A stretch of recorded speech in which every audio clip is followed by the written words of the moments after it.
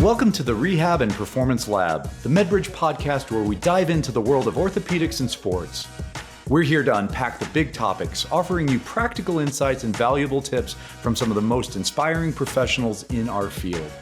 Don't forget to visit medbridge.com to get your continuing education credit for this episode, plus access bonus resources. Hey everyone, welcome to the podcast. I'm Phil Plisky, your host. I'm a physical therapist, author at philplisky.com, and a performance systems consultant in professional sports. Being a physical therapist, an athletic trainer, and strength and conditioning coach, we like to come at this from many different angles. We want this to be research-based information, but more importantly, that it's practical and useful for you. I'm looking forward to our topic today. Can manual therapy mechanisms, looking at the mechanism of manual therapy, give us any insight into our clinical practice? I'm joined by Dr. Amy McDevitt, who is an expert in manual therapy research. Welcome to the podcast, Amy. Thank you so much, Phil. I'm really happy to be here and to share some insight into manual therapy and also more specifically some of the mechanisms behind manual therapy. Oh, that's fantastic. This is going to be a great episode. Can you get us started just by telling us a little bit about your background? Sure, thanks. I work at the University of Colorado on the Anschutz Medical Campus, so that's just east of Denver, Colorado. I'm an associate professor here. I've been teaching, educating, doing clinical research and clinical practice out here for about 14 years, but I've been practicing clinically for almost 25, which I can't even believe it when I say it. I know, right? It's one of those things when you start to count clinical practice in decades, it hits another level. Goes by fast. I feel really fortunate to work here. I get to do clinical research in the area of manual therapy. I also do some educational research. So one of my interests is just how do students learn? How do they think? How does their clinical reasoning develop over time? And then I work in a hospital-based outpatient practice here. I've been in this practice for many years, and I really enjoy the complement, to be honest, of clinical practice teaching and then also being able to be involved with research. You know, it certainly does help to be able to be a practicing clinician and a teacher, right? You know, you always look at the faculty members, or at least I did, that maybe didn't. You could kind of tell they weren't. They were teaching stuff they didn't know. So I really appreciate that you're actually kind of in the thick of it and really doing that. Sounds like you're really busy. So that's incredible. Yeah, it's fun, and I value the clinical practice as do many people, and I think it helps to drive research questions. And I think it also creates authenticity with what we're doing because we're boots on the ground, just like all the other clinicians. We're seeing things evolve, things that are contemporary. And, you know, I really think it's important to maintain clinical practice if you're going to teach it and if you're going to research about it.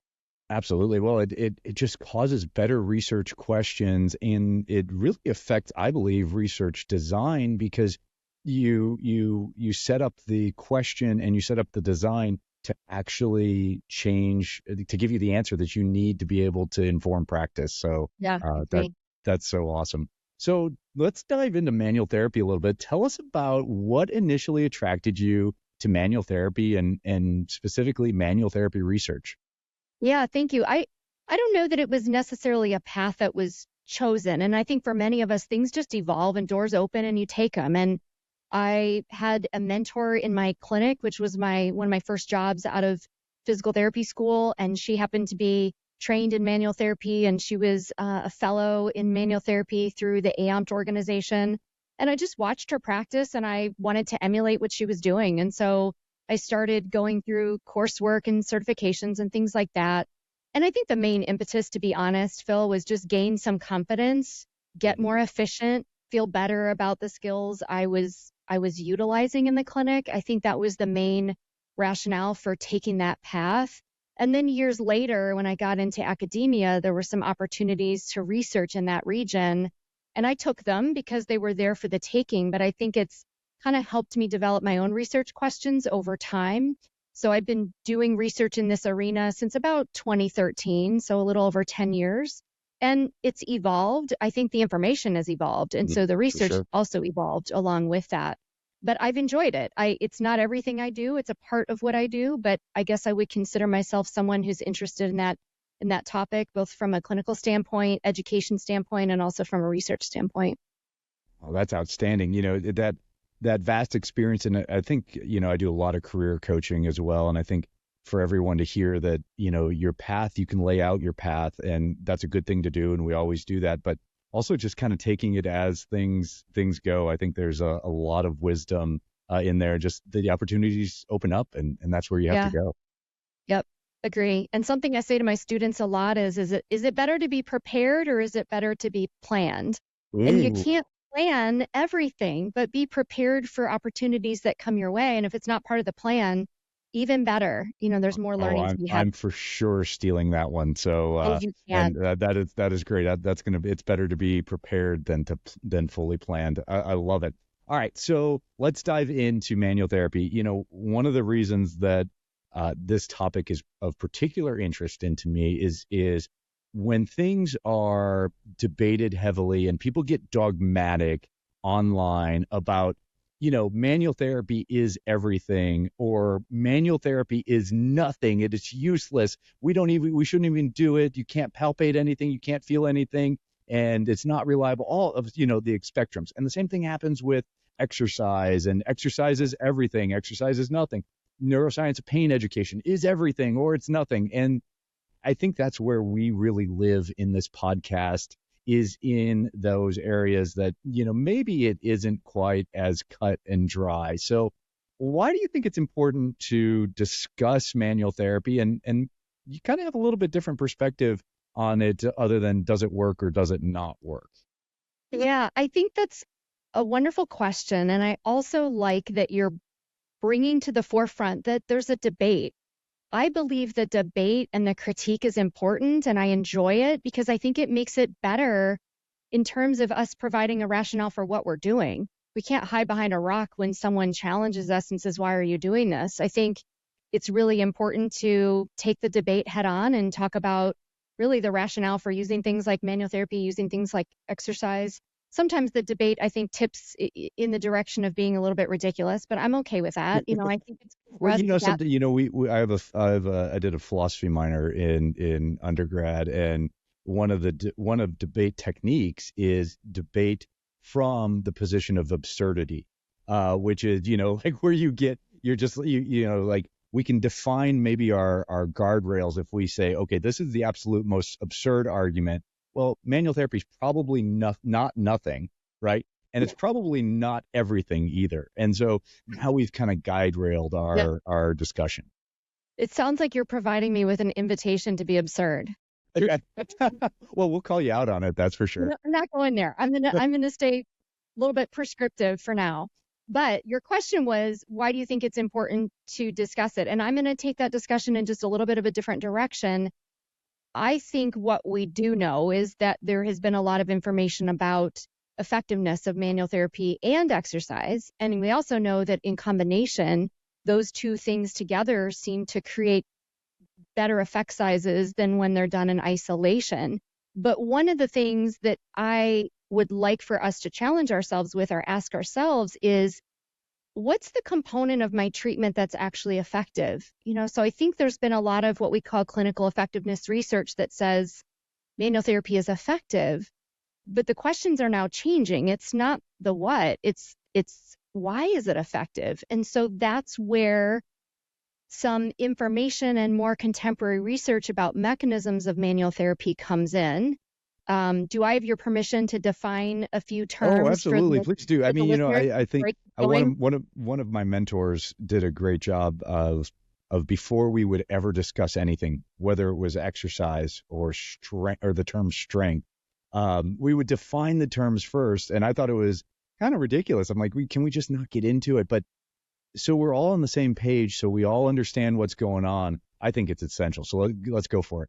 Sure. And more of what I wanted to talk about today are specifically mechanisms of manual therapy. But before I talk about mechanisms of manual therapy, I want to define what a mechanism is. So a mechanism is the steps or the processes through which an intervention produces a change in an outcome variable. And so when we talk about mechanisms, it's a process, but I'm going to be talking about two different types. I'm going to be talking about specific mechanisms, and then I'm going to be talking about non-specific.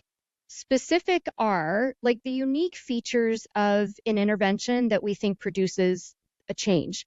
And so if we're talking about manual therapy, what is it that's unique to maybe let's for our purposes define manual therapy as just mechanical stimulus. It's much bigger than that. But when a mechanical stimulus is employed, what are some of the unique features of that process that kind of unfold that might be changing our outcomes or impacting our outcomes or something like that? And so if we talk about specific mechanisms, I think you and I could both probably track well if I talk about another example, which would be exercise. Sure. So manual therapy and exercise are purported to have different specific mechanisms. And so in manual therapy, we might see central influences, peripheral influences. We might see reduced muscle spasm, which might lead to some pain modulation, and then improved mobility, let's say improved neck range of motion. If we talk about a specific mechanism of exercise, now we're saying, okay, let's load the tissue in some way. That might lead to a change in muscle fiber size or neural adaptation. And then that might lead to some improvements in strength or endurance. So two very different interventions are then resulting in specific mechanisms. And there's many mechanisms attached to each of those interventions. So I'm going to stop there first before I talk about the So yeah, I've got some questions on that. So, what it seems is so these specific mechanisms have some unique characteristics to that treatment. And so if let's go to similar treatments that we're going to look at from not similar from from what you're actually doing, but maybe from a mechanism perspective. If I'm going to do electrical stimulation for the purpose of pain modulation, that has a mechanism to it. And then I could also do manual therapy for the purpose of pain modulation. And so those might have similar specific mechanisms or different specific mechanisms. Help me out there. That's exactly what I'm proposing. Fantastic. That's right. So you might have two interventions that have similar mechanisms. Case in point, the example that you just described. Or you might have something very different, like exercise, where it's a different set of mechanisms that are being employed. And this can be at locally, this can be centrally mediated. I mean, there's a lot to unpack there, and I'm that's a little bit beyond what we're going to talk about today. Well, but I do think it's important though, because when you say exercise, because it's manual therapy for a particular mechanism, right? Because I think maybe that's where we're headed with manual therapy, or need to be headed with manual therapy. Yeah. I'm doing it for a particular mechanism. One of the things I talk about a lot is exercise for a specific mechanism.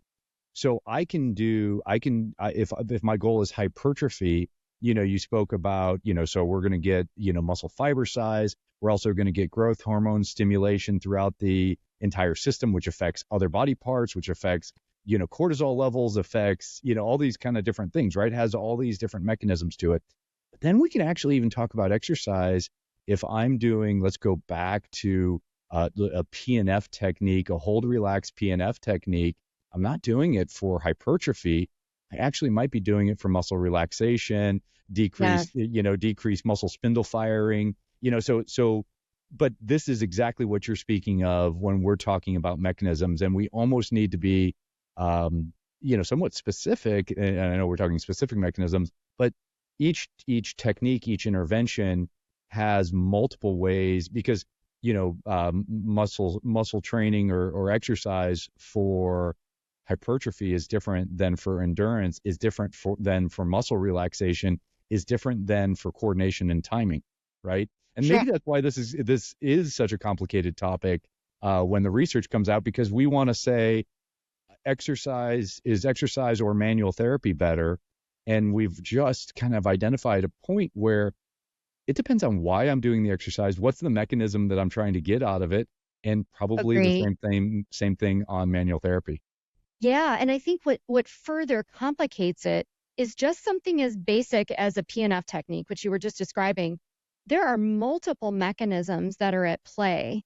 And so it's really still quite complicated to think that we're dialing into a single mechanism, because we don't even have a really thorough understanding of how these mechanisms play out in the course of our care.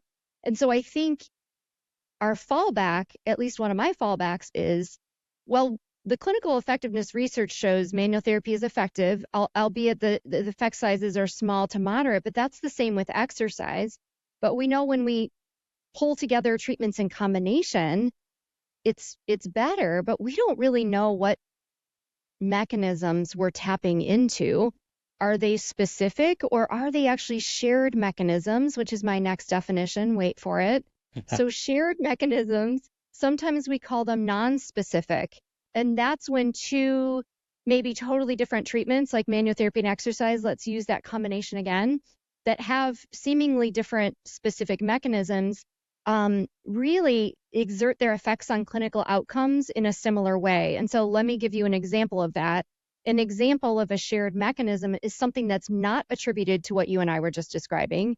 It's attributed to things like the therapeutic alliance, the environment of the practice setting, treatment expectations. And that's not just of the patient, it's also of the clinician, and maybe the quality of that therapeutic relationship or partnership. So I think in my training, way back when, I always attributed what I was doing, whether it be exercise or manual therapy, and whatever outcomes I got, I was like, oh, good for me. It was that technique, or it was that exercise. And now we know that it's much different. There's this concept of shared mechanisms that are also very much feeding into the outcomes that we get, but we haven't been able to explicitly decide what proportion of those are playing into the outcomes. Is it more shared mechanisms that matter, or is it specific? We don't really know. That's a pretty challenging, and I think what you just described was maybe why the debate is a little bit more complicated than does manual therapy work or not. Right? That's but when you have to have a null hypothesis in order to do the scientific method, right? And it's really challenging to design a study that has multiple hypotheses, because every degree of freedom that you get is now the number of subjects you need just goes through the roof. And so when we talk about that, so we're boiling we have numerous specific mechanisms. We have numerous shared, mechanisms that may cross over and may not. And then we're influenced by that individual patient and that individual therapist. And now we have a little bit more complication to our debate than yes or no, it does or doesn't work. That's exactly it. And then we have the natural history of the condition. So if we're talking about shoulder tendinopathy, someone with shoulder tendinopathy, there's going to be a natural improvement over time. We know for sure with things like low back pain that we see this. So that's kind of a third factor that we don't know how much that influences what we're dealing with. But my personal interest in terms of research and what I'm here to share is that I believe it's important for us to consider that it's more than just the interventions that we're employing. It's also who we are as a human as we're interacting with that other human, and everything they're coming to the table with, including their values and their opinions and their expectations for what their care is going to look like. So how do we, what does this look like? So like, how do you study these mechanisms? How do you look to interpreting that research? Yeah, I think it's, one of the frameworks that I really fall back on that I really enjoy is the framework by Bialowski and colleagues, which is a kind of a mechanism. It was a hypothesis about mechanisms of manual therapy. What we know about that framework is that once a mechanical stimulus, if we're talking about a mechanical stimulus and then the effects of that, once that comes in, there's a whole plethora of things that are occurring, or a whole cascade of things occurring peripherally, centrally at the level of the brain. But there's a whole piece of that includes this interaction with the therapist and the patient, and we know that that also has value. What's nice is a number of those hypotheses are currently being tested, and I think at a more basic science level, we've learned a lot about what some of these mechanisms are with animal studies. And so in animal studies, they've been able to determine what exactly happens when there's a mechanical stimulus that's occurring at the spine, whether it's, a rat or a pig. So we know that these mechanisms exist. The problem is you can't take what's done in an animal and transfer that to a human as readily, right? It's a little bit Right. more They have, yeah, complicated than that. there's a whole different level of complexity there. But can you dive in a little bit to what those mechanisms are even on the animal level? I mean, I don't want to go, crazy, but can you give a high level view of what do the animal studies say that we're Sure. doing something to the spine, for example? What's Yeah, and happening?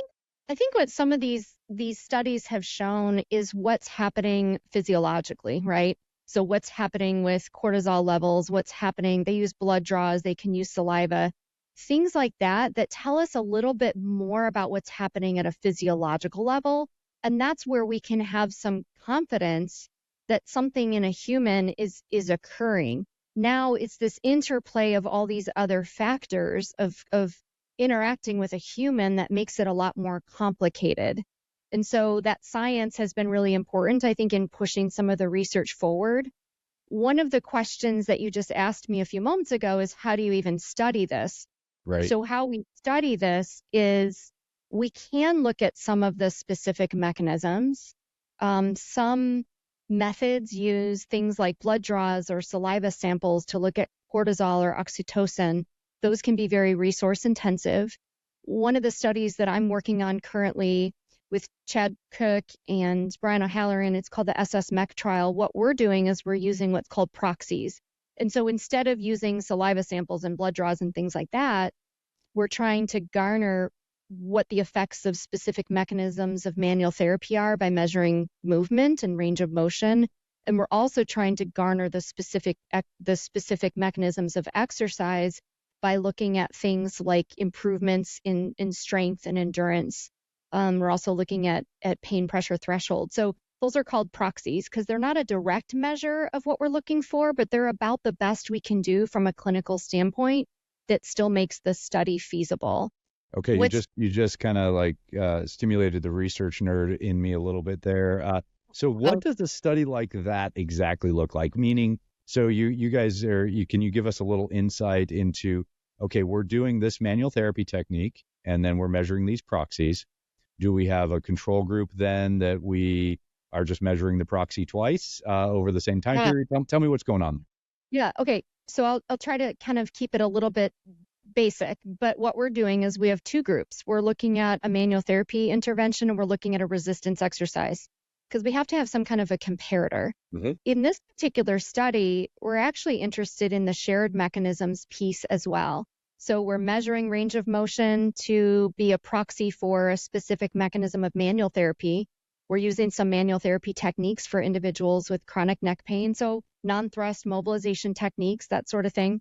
For individuals that are in the other arm, we're doing a number of deep neck flexor exercises, deep neck extensor, things like that we see in clinical practice guidelines that are more exercise based for people with chronic neck pain. And we're measuring changes in strength and endurance with more objective tools.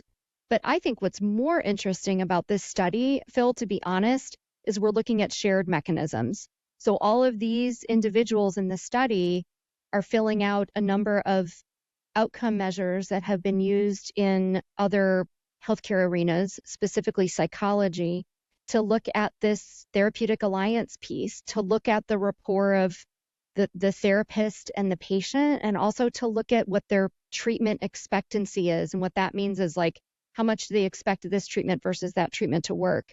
And so once all that data is gathered, we're trying to see how much are the shared mechanisms really at play here, and maybe how much are the specific mechanisms at play here.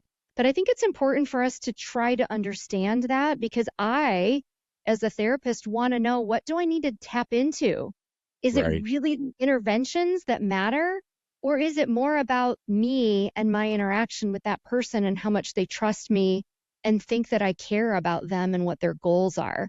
I believe that's going to help us move the needle a little bit further in just understanding what techniques are better for which people and when. Well, and that's, I think, probably my biggest discussion in this realm is when we look at contextual factors and we say that caring about the patient, having having this therapeutic alliance, having a patient, matching a patient, their expectations with an intervention, all of Yeah. those things really, I think the research pretty strongly bears out those all matter, right? Right. And so those matter, but then the natural question arises, does that mean that the techniques don't? Yes. But don't you want to know the answer? I do. I mean, I want to know But the answer. if that's the, like one of the things when designing studies and as I coach people through that, one of the things that really tests a study to me is if I look at it and before we've done it, I say, okay, let's look at the outcomes. What are the potential outcomes? So in your exercise and manual therapy mechanisms study there's a potential that manual therapy has better specific mechanisms in these cases than exercise, and exercise has better mechanisms in these types of patients than manual therapy, or both are equivalent. Right. And so that's probably, to me, when you get to the end of the study, how do you dice that up? Because there's about probably at least nine different outcomes that can occur in the different permutations of what's going on there. How do you dice Sure. that up and go, all right, we've done this study, but how do we make it meaningful clinically? And beyond just saying, hey, contextual factors, manual therapy helps, exercise helps. Yeah. It's a great question. I'm not worried. I don't think the results are going to show that it's a total bust and that we shouldn't be doing exercise or manual therapy. It could, but I don't believe that's where it's headed. But I think what the results are going to tell us is it's a couple things. One, if shared mechanisms like the relationship and all those contextual factors matter more than we thought, maybe they can amplify the specific effects. Maybe the shared mechanisms piece is what we need to dial into to make the specific mechanisms piece matter more.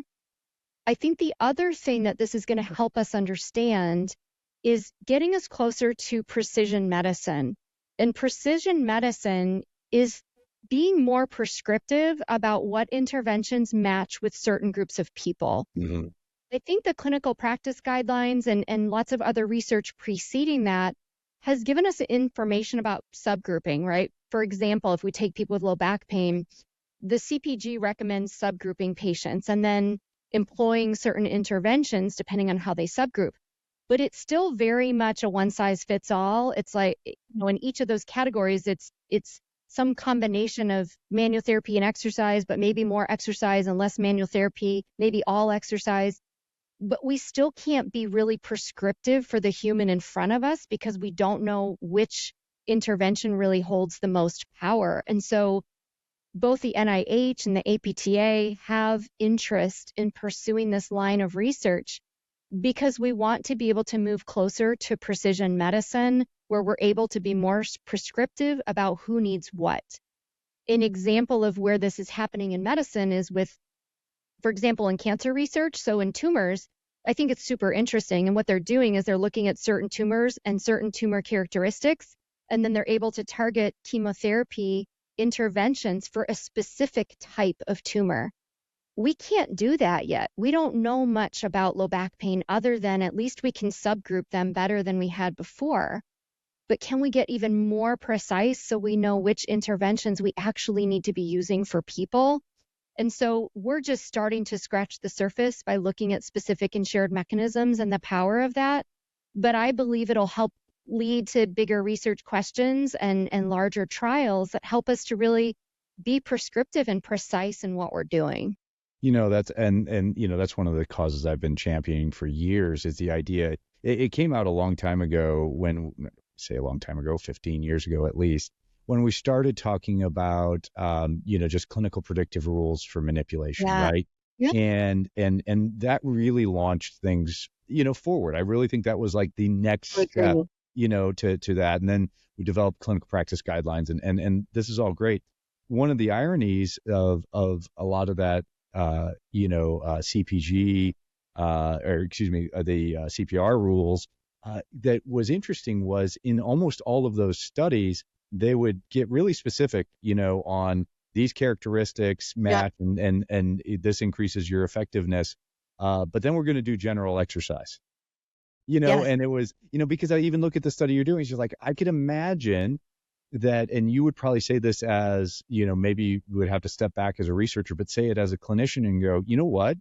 If someone has pain with a backward bend and has limited toe touch, then they're going to respond differently to not only first of all, they have to have all the contextual factors and all that's got to be amped, right? That's got to be optimized, but they're going to respond differently to a host of different techniques that you would treat. Or someone with a lot more hypermobility, for example. We had a great podcast with Jenna Gourlay on that. Someone with hypermobility, which we're not hardly tapping into, is going to do better with different types of manual therapy technique. What we see clinically, for example, may not respond well to a high velocity thrust manipulation, but does respond really well to good old fashioned, like a muscle energy technique, if you will, where we're doing, whether you want to go into the PNF realm of it, but we're doing a local isometric contraction, and that has a specific mechanism too. But that person kind of met these criteria, so it's pretty thick there. It is, and I think the clinical prediction rules got us a long way. I know that there's some naysayers who are like, many of them didn't validate and this and that, but didn't they get us further than we were in terms of learning that maybe looking for certain characteristics or criteria or subgrouping patients might be the way to go, especially with newer clinicians who, from a learning standpoint, they do better with some frameworks and some rules. And so I think it really launched us, and now we're moving on in other directions. But I do think those studies were really important in getting us where we are now. Absolutely. And I think that's the, when you're involved in entry-level education and taking someone from little to no knowledge and making them safe and competent, I think we've always been afraid in physical therapy of frameworks, of systems where we say, if this, then this, And that, mm-hmm. And I think the closer we get to that, that's actually the only way we can study it. We can only study, dichotomized outcomes for the, if we want to boil it all down, it only can be a dichotomized outcome. I did this in this case, and it helped or it did not help. Okay, what were the characteristics all the way back there? But it still becomes a dichotomized outcome.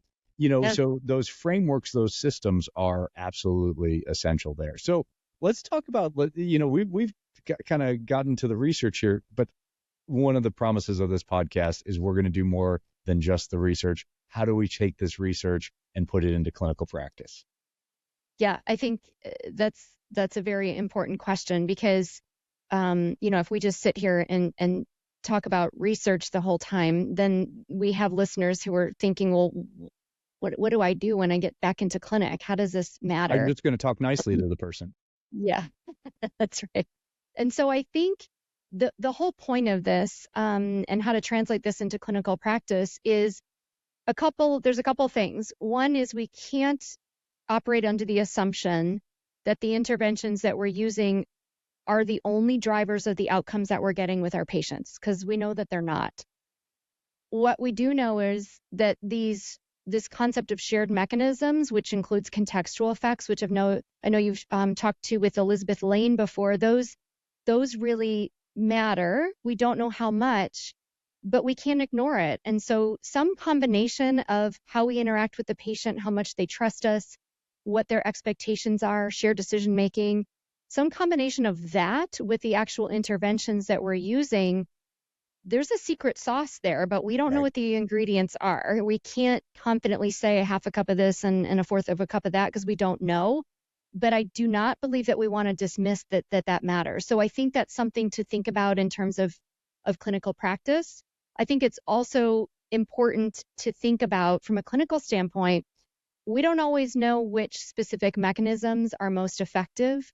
So I think we're short selling our practice if we just do exercise or if we just do manual therapy the clinical practice guidelines often tell us that a multimodal approach is probably best, and that's been shown by many systematic reviews across many body regions. So I think making sure there's a variety of interventions that are occurring is really important. But more importantly, what does the patient want from you? And so if the patient says, I have a really strong belief that exercise is what I need to get better, well, then guess what? I'm going to make sure I emphasize it. Right. And then even if it pains me, if the patient says, I want ultrasound because my neighbor had it and I think that's what I need, I do it because I know that the patient expectation is that that's going to help them and it can actually change outcomes. And so I think it's all of those things. It's employing the interventions that we feel good about. It's even sometimes adding in the interventions that we don't really like, that we're biased against. But I think a combination of all of that is actually really important in our clinical practice. And then one last point, the shared decision making and letting the patient drive some of this is probably also contributing to our outcomes. And so we have to be cognizant about making sure that we're recognizing what the patient wants out of this whole interaction. That to me brings up, when we look at, everything being individualized, right? I mean, that's a large part of what we're saying, everything individualized from how I speak to a certain person. Some people prefer an authoritarian type of model. Some people prefer, a lot more, of that shared decision making, and it's proportions, right? Like, I mean, not everybody responds well to shared decision making. Actually, it's Right. pretty interesting, right? But with that said, though, so we're going to individualize everything. What I'm wondering is, one of the things that I think kind of changed my perspective on a lot of things from specific treatment techniques is when we are in therapy and we say, okay, I'm going to do this technique, and in X number of weeks, and you say technique, it can be manual therapy or it can be an exercise or whatever, X number of weeks, you're going to be better. Mm-hmm. One concept that I've employed clinically is, if you don't see an immediate improvement, and that actually can be in strength, that actually can be in movement, that can be in like you said, pain pressure threshold. If you don't see an immediate improvement, the likelihood that repeating it over and over again is going to be helpful goes way down. So where is, I know being classically manual therapy trained, you have a strong test-retest model, I would imagine, in your clinical practice. Where does that fit into this concept? Yeah, I think that's an important question. I think the test-retest is one of the only ways for us to garner whether or not the interventions are making some kind of a change.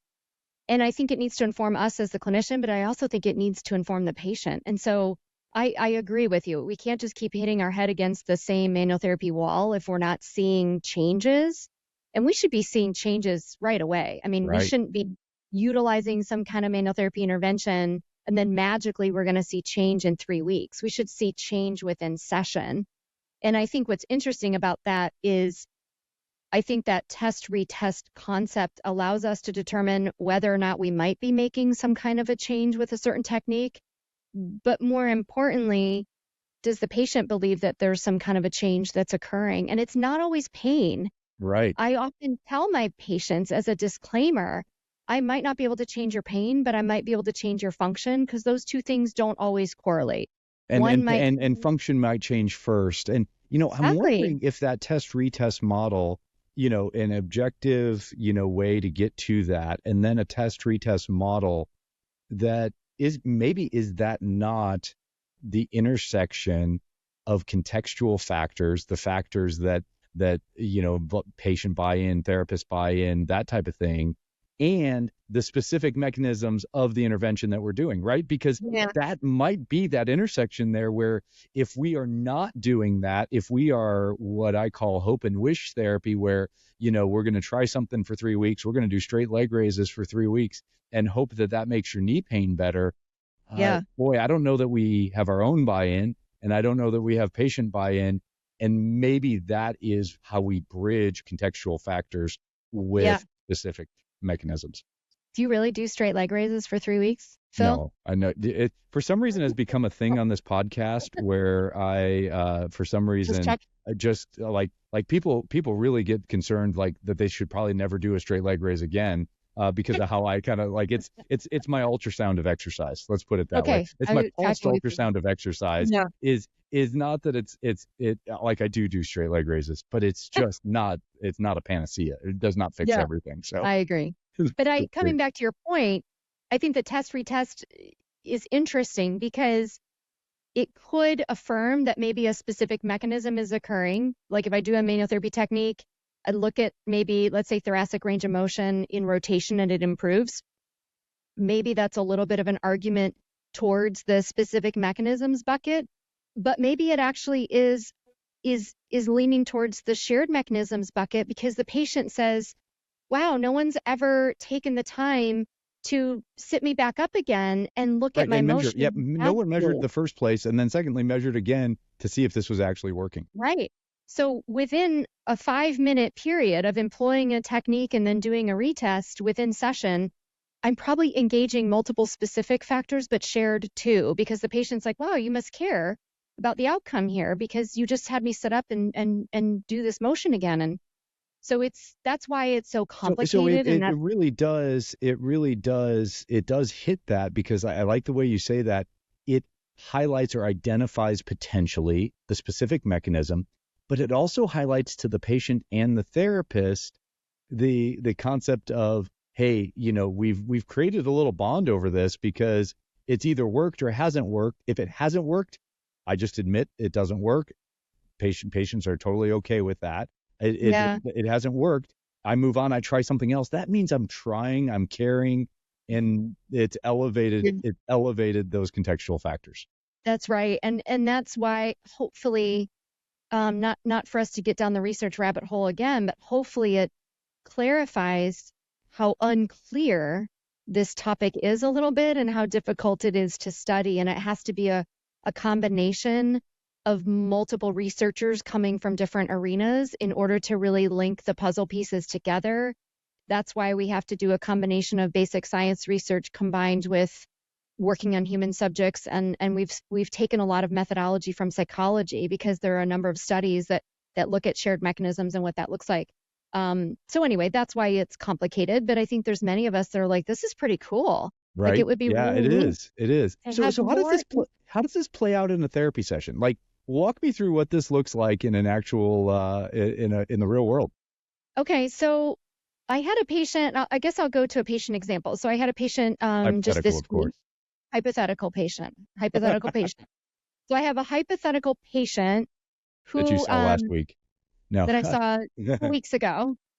That her goal was to improve mobility. She's had pain for many years, but her main goal was to function better in the gym, function better in yoga classes, things like that.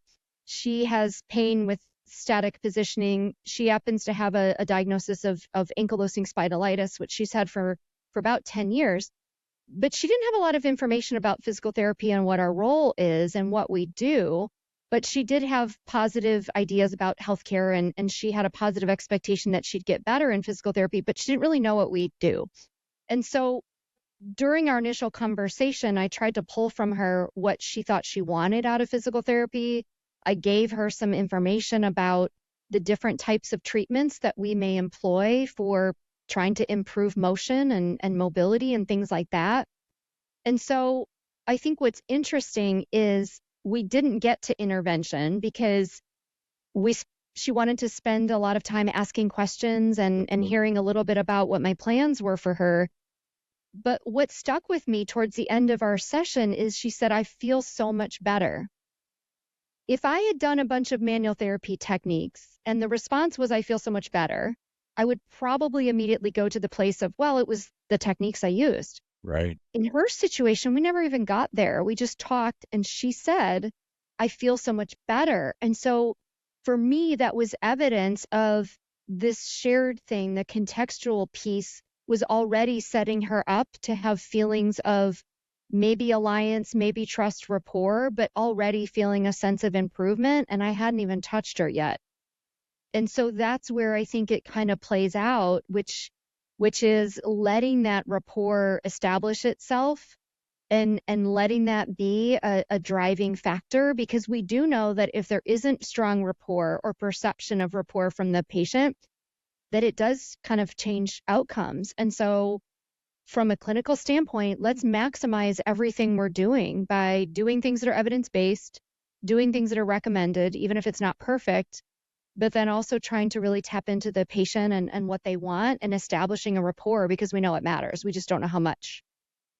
That's a great example. And I think, one question I want to ask from that is, as you kind of talked about that, is I think we've really established that it's complicated. I think we've really established that if we look at basic science research and apply that to our understanding of specific and shared mechanisms, I think that's good.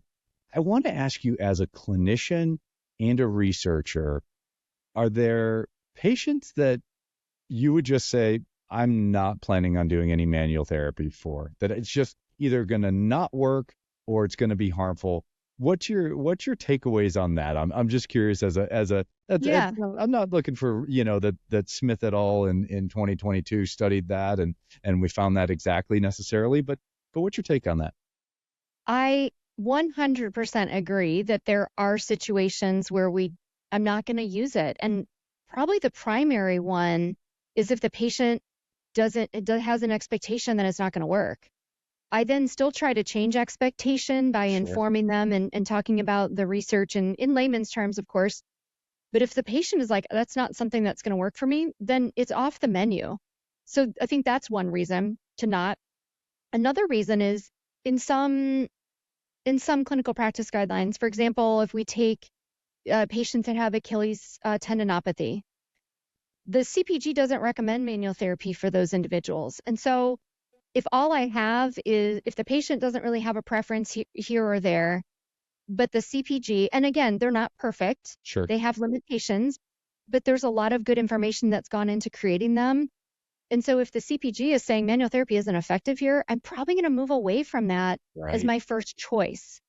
If the patient wants it, though, that patient with Achilles tendinopathy is like, bring it on. I want you to do this and that and pull on my foot and pull on my big toe and move my heel. Then I'm all over it, because I know that could change outcomes. So it's a very good and fair question. Clinical reasoning has to come into this too. And if I'm looking at a patient and maybe they just have this presentation that doesn't look like mobility needs to be a component of it, then maybe I do a little bit less.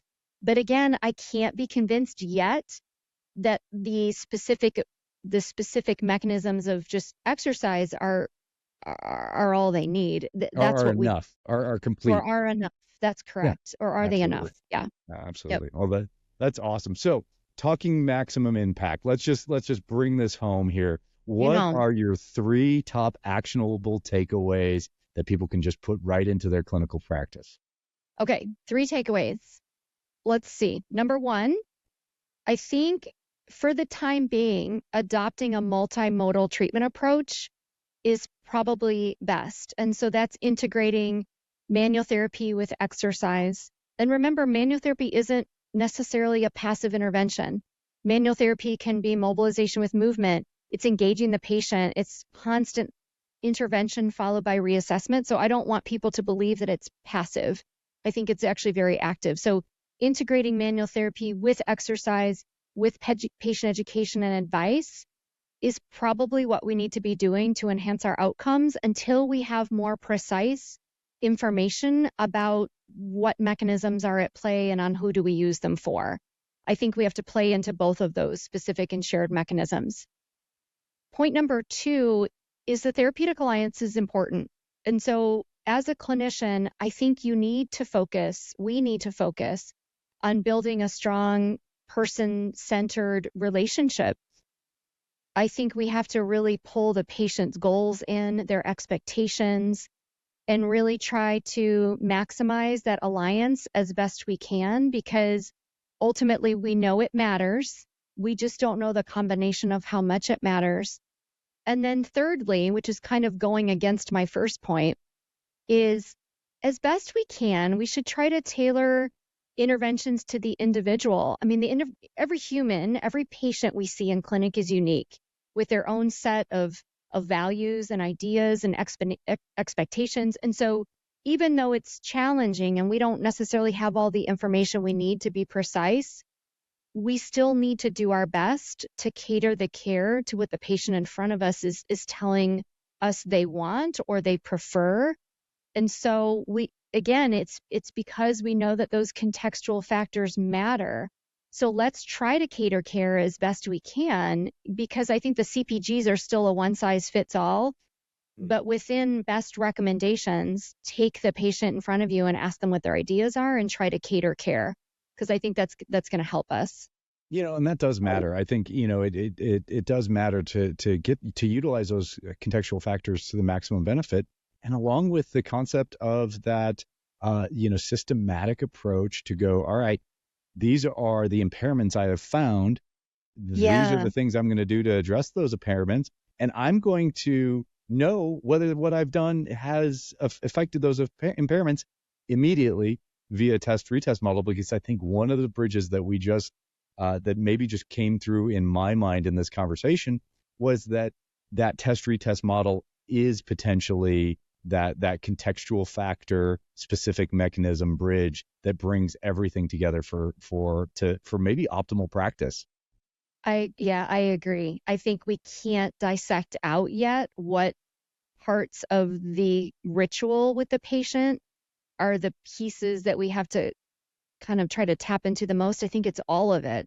Right. And so, but it also sounds exhausting, right? Because you're constantly thinking about tapping into this and tapping into that and pulling it all together. And you're saying to the patient, what do you want to do? And, so it is complicated, but I think that's what we signed up for. And that's what we took an oath.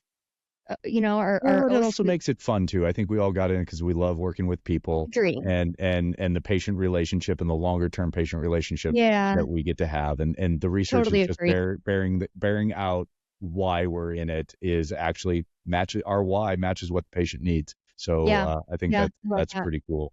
So tell me, what are you currently reading, learning? What has kind of impacted you recently that you'd like to share? What am I reading or learning? I have certain genres I always kind of gravitate towards. I love historical fiction. I love World War II books. I love medical narratives. There's a book that I just recently read that I thought was really interesting. It's called From Strength to Strength. It's by Arthur Brooks. So it's not really self-help. It's just kind of maybe a little bit of a deep dive into how what the book talks about, or what the author talks about, is how do you transition career success to life success? And so what he talked about in this book is that as we age, there's a decline in our ability to be creative and to think quickly.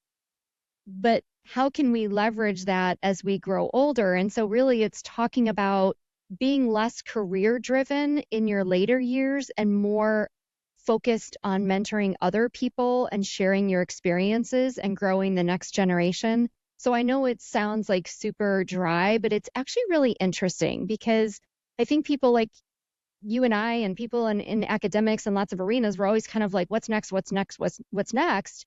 And we do not want to lose sight of the need to mentor people that are coming up underneath us. And so I love it. It's a lovely kind of narrative about what the later part of your career should look like, because it's not about you anymore. That is so awesome. I'm going to have to add that to my reading list there. I really appreciate that suggestion, because, it really goes to, I think there's two, I think both you need a career roadmap and a clinical practice roadmap. And both of those have to coincide really, and they feed off each other really well. And I think there's two ways that you can really have a lot of fulfillment and success in life. Number one is achieving your goals, but even more importantly, and more beneficial, is helping others achieve their goals. And that is where you get to the ultimate. And if we recognize that we as therapists and athletic trainers are helping people achieve their goals, we can maybe get a little bit more fulfillment and a little bit less burnout. So this has been great. It's been a lot of fun. I feel like we could talk for hours, but we can't because no one will listen. But how can people connect with you to learn more about what you're doing, what you're up to? Sure. I'm on LinkedIn. I'm on X, formerly Twitter. My title there is at AW McDevitt, DPT. And then you can also connect with me through the University of Colorado Physical Therapy Program website. So reach out if you have questions or if there's things that you would like for me to clarify. I'm happy to engage. Fantastic. If you'd like to connect with me, you can find out more of what I'm up to at and what I'm learning along with Amy at philplisky.com. That's all the time we have today. For more information, be sure to check out Amy's MedBridge courses. There's a whole host of them that are great manual therapy courses that really dive into this. If you thought this conversation was great, those go to the next level and provide a lot of clarity there. So until next time, let's keep building the future of rehabilitation and performance together. Thank you for tuning into this episode of Rehab and Performance Lab by MedBridge. Please be sure to subscribe and listen to more of our episodes on Spotify or your favorite podcast platform and at MedBridge.com. If you're listening outside of the MedBridge catalog and would like to access the bonus resources and receive continuing education credit, simply log into your MedBridge account and search for this episode to find the accreditation details. Rehab and Performance Lab also listens to you. If there's a particular clinician that you'd like to hear from, or if you have a clinical question or a challenge that you'd like to see addressed on this podcast, please let us know by leaving a comment on our Instagram post or by emailing podcast@medbridge.com. See you next time.